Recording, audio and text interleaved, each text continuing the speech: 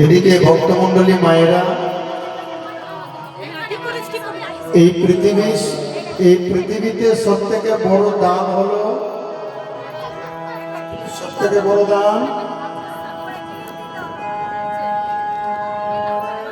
একটু শুনুন মন দিয়ে আপনারা।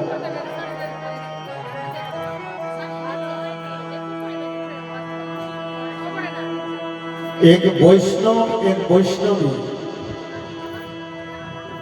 वैष्णवी बोलছে বৈষ্ণবকে যে গো বলছে মন্দিরে যাও ভোগ লাগাতে হবে, তখন বৈষ্ণব বলছে হ্যাঁ ভোগ তো হবে, কিন্তু একটা কথা কি বলে আমার আজকে মনে জেগেছে যে মানুষ তো অনেক কিছু দান করে, কিন্তু কি দান করলে মানুষ রাজা হয় আজকে একটু আমরা জানবো। এই ছোট ছোট ভুলের কারণে আজকে আমরা দুঃখী, আজকে আমরা কষ্ট ভোগ করছি।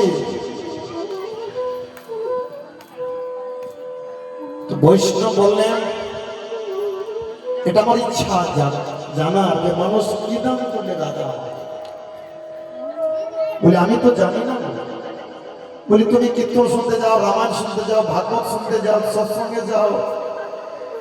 বলি যাই, কিন্তু এগুলো কথা শুনেনি কথা যে মানুষ কি দান করলে রাজা। ঠিক আছে তুমি রান্না করো, সেবা ব্যবস্থা করো, তুমি যেখান থেকে কেন এই প্রশ্নের উত্তরটা নিয়ে